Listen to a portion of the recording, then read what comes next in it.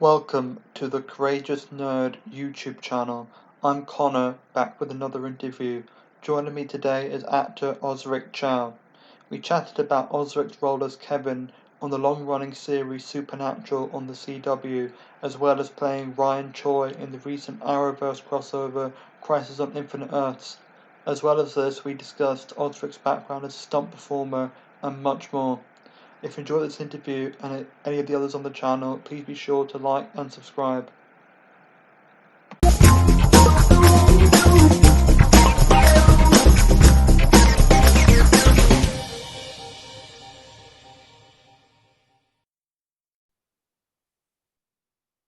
So, welcome and thank you for taking the time to do this. Yeah, absolutely, my pleasure. Great. And I suppose, how would you describe the beginning of your career as an actor?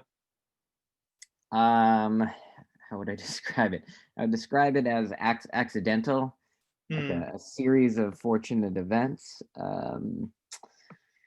It was a lot of things. It was my mom pushing me into all of these things that she thought would open doors for me. It was me trying things that I never thought I would want or like, and me pursuing other things that just seemed to kind of tie into it. So my first career choice out of high school was more along the stunt performer side. I wanted to be a stunt man.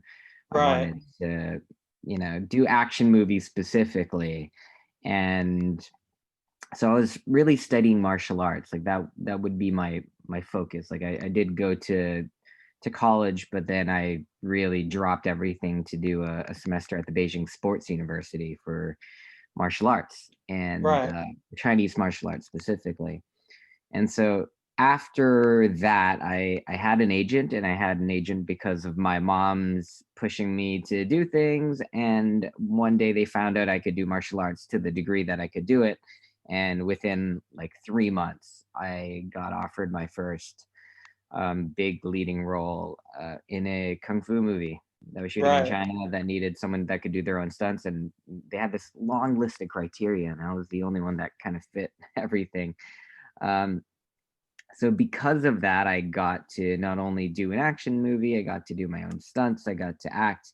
And from then on, my, having an agent, and not really understanding what it meant to be a freelancer in the Hmm. stunt industry, I just started auditioning a lot more. And, he saw me as an actor, whereas I still saw myself as a stunt performer. Sure. And doing more auditions, I got better at acting, and then I landed a couple more roles. And then before you know it, I'm like, oh, I guess I'm an actor. Hmm. And then, at some point, it just doesn't make sense to do stunts as much as I love it, just liability wise. There came a point it's like, you probably shouldn't do that stuff anymore because it's Yeah. going to be hard for you to do everything else. Yeah, and I suppose maybe kind of jumping ahead a bit into your acting career, you obviously played Kevin Tran on Supernatural for something like 20 episodes, I think. And Yeah, I something like that. suppose, how would you describe the process of landing that part, what it did for your career? Uh, I did not know. I mean, I haven't really heard of Supernatural before. I'm pretty Mm, sure I've auditioned for it, but to me, I just chalked it up as any other show. sure. And I actually turned down the audition. Like I didn't want to do it because Right. for a couple of reasons. One, Kevin was like a super stereotypical Asian character. Mm, It wasn't that I'm like, oh, I can, I have my pick of the litter. I can do whatever I want. But it was that along with I had a flight to LA that I was ready to catch for a series regular on another show that I was really excited about. And so I'm mm, like, why would I like spend time to do this? And sure enough, my agent, who usually has really sound advice, he's like, well, it's a director producer session. Jim Michaels, Ben Edlund, they're going to be there. You should meet them. And I'm like, okay. And so I looked into it, and it was going to cost me like $600 to change my flight. And at the time, that was like all of my money, and it was such right. a big risk. I'm like, oh, well, like, do I really want to do this? And I just took my agent's advice because he's usually a very smart guy, and I did it. Yeah, And because I had like a monetary figure on this audition, whereas normally you don't, it just like stuck in my head. I'm like, this is a $600 audition. Like, I'm going to make the most of it. mm, And I just prepared more than I had ever prepared before. And I went in and I did the thing. I got offered both roles, and the other one didn't end up working out. And sure. so I did Supernatural. Like, wish the other one would have worked out, but I'm happy for a job anyways. And it just turned into this amazing thing. They didn't kill my character as originally intended, Mm, well, as early anyways, and it just turned into the role of a lifetime. That he got Kevin got to play such a cool arc that I never foresee. yeah, I never foresaw. And and I met some of the coolest people in my life that has flipped not just my career around but my life around. Like mm, all of these friendships that I've made throughout the show. Like I just never could have predicted. And it just kept happening. As soon as you thought you had everything figured out, it was like, oh, here's something else that you didn't know about this show, about the fandom, about the actors. A lot of the actors who I've never been on set for a single day with, I've become like really close friends with. And it's just mm, weird to think of how that has happened. But on this show it just made sense for some reason. yeah.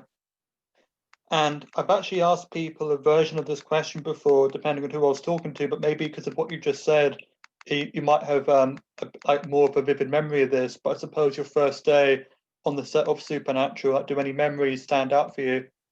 Oh yeah, that was the day that Jared became a father. So he Mm, was very different that day, and I didn't really know, but like a lot of congratulations and stuff. I'm like, oh, what's going on? I'm like, oh, he's gonna be a dad. Me trying to get Jared and Jensen's name mm, sorted because I again didn't know the show, didn't really know who they were, and I'm like, why did they both have to be J names? Um, Me really liking to do like coming from a stunts background, I loved any physical scenes. I got to do my only physical scenes in that first episode, so that was right. awesome fun. Um, yeah, honestly, there like all of my favorite things happened that first episode, and then I got pretty much stuck in a bunker for the rest of the time, Right. which was still fun, just in a different way. Yeah. Yeah, for sure. And I suppose, as I alluded to this before we started the recording, obviously Supernatural recently came to an end. So I suppose what were you most look back on from your time working on the show? uh, I mean, it's just the friendships, right? Mm, And like there were talks about us like all hopping into the last episode, just as a send off, and that would have been really nice. But then, of course, pandemic happened, and that was yeah, out of the question. Um, but I don't know, like even though the show is over, like for a lot of us, like it's been over for a while, right? Like for me, yeah, yeah. I'm glad that it's ending on the writer's own terms, right? I'm glad they got to like call the shots as opposed to like, all right, getting canceled, like wrap it up now. I'm Mm, glad they got to plan their own ending. Um, and I don't know, yeah, like again, it's been over for a long time in a lot of our heads, just because we've been dead for so long, right. or many other reasons. And we still hang out so much for people who have not been on the show for as long as a lot of us have. So Mm, it is a weird thing because the show's over, but it's also the show goes on. So it's a weird place in a lot of our heads, especially with all the conventions, and even without the conventions, like some of the people I hang out with the most are from this show. yeah. So yeah, And kind of, it's sorry, a go on. strange thing. Yeah. And I was just going to say, just kind of moving into another aspect of your career, you in 2019 and 2020, you appeared as Ryan Choi in the Arrowverse event Crisis on Infinite Earths. So I suppose, how familiar with you with that character or with DC Comics before being cast? I love the Ryan Choi character, and I Mm, actually tried developing a show for him for CW, yeah. like in 2011 to 2012. Oh wow. Um, Okay. yeah, and it was such like it was just such a crazy thing. And when I got the audition for that, they had like this whole pseudonym. I'm like, wait, this doesn't make sense. Like this Mm, character doesn't do that. I'm like, and I literally asked them in the room, like, is this Ryan Choi? And they like froze up because we weren't supposed to know. Um, yeah, so called it out, which was a pretty fun moment, and I got the job. So I guess it didn't completely ruin my chances of it. Um, but I loved I mean I still do love playing Ryan, and I'm still hopeful that we can develop something for Ryan in the future, because I feel like there's much so many cool stories, and I really do like looking back on the pitch that I had, and like continuing to develop that now. I'm like, there's so much untapped potential. So I'm hopeful that Warner Brothers and CW and DC are open to talking about it, because I just feel like Ryan's got such a rich kind of world that he lives in Ivy Town, that I hope we really get a chance to fully explore it. yeah. And I suppose without spoiling anything too specific for people who haven't seen Crisis, but Ryan shared the screen with, I would say, classic superheroes and villains. So I suppose in the moment, did that feel surreal, or like what were you feeling on set in those moments?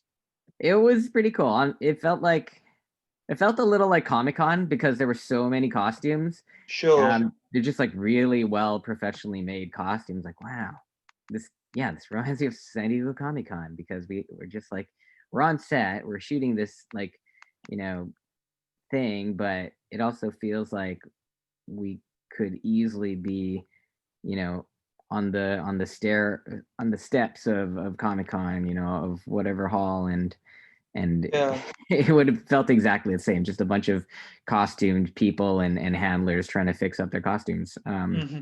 So it was kind of funny in that sense. But everyone was so cool, and it was surreal. Like, wow, like everyone on this set right now has their own show, except for me. Mm. Yeah. It was just like a really cool thought. And like, wow, it was such a special moment. And like, in retrospect, you're thinking of all these things, like, wow, like what are the odds of this happening? Like, I don't think they're going to be able to do anything of this scale again, because it was just so insane. And I mean, I'm still surprised that they pulled it off at all. So Right. yeah, I'm like, you can't really escalate it from there, Sure. because they did pull out so many stops. I'm like, wow, where do you go from here? Mm. Where do you go from there? And I asked several times, and they're like, we don't is the answer. Yeah. But I'm so happy to have been part of that insanity. Yeah. And I suppose, I don't know if it's a coincidence that Supernatural and Crisis are both aired on the CW. So do you think having been on Supernatural was beneficial in landing the role of Ryan in the first place? Uh, no, like I that's not a question that I can speculate on that. Like, Sure. I think it helps that the CW, they know who I am, and we have a positive working relationship, so that For helps. sure. But on the same time, like sometimes when they have an actor on one show that's very prominent, they're like, we can't really have him on another show, just because we don't want our audience to get confused if you Mm. know 1 hour this guy is this character, and the next hour he's someone else. That's something they try to avoid too. So it's probably a mixed bag, and this time it just worked out in my favor. Yeah. And another of your credits that people might be aware of is you were a series regular on Dirk Gently's Holistic Detective Agency as Vogel. So I I suppose, what love would you that. most enjoy playing that character? Dirk Gently, in my opinion, is such a underrated show. Mm. I really hope that would go on a little bit longer. It's such a crazy world, and honestly, it still it was a set that we like everyone got excited to read the scripts, because they were Sure. so insane, and no one really understood like what was happening, but you just like couldn't help but like want to read the script. And because of that, I don't know, like even reading the script, we would still not know how to envision it. And then like you get excited to go on set because you're like, how did they figure out how to do this thing? Because it just reads insane on the page. And then sure enough, they figure out a way. And so it really felt so cool to be a part of that. And because everyone was so kind of like sequestered into their own areas, there's so many different storylines going.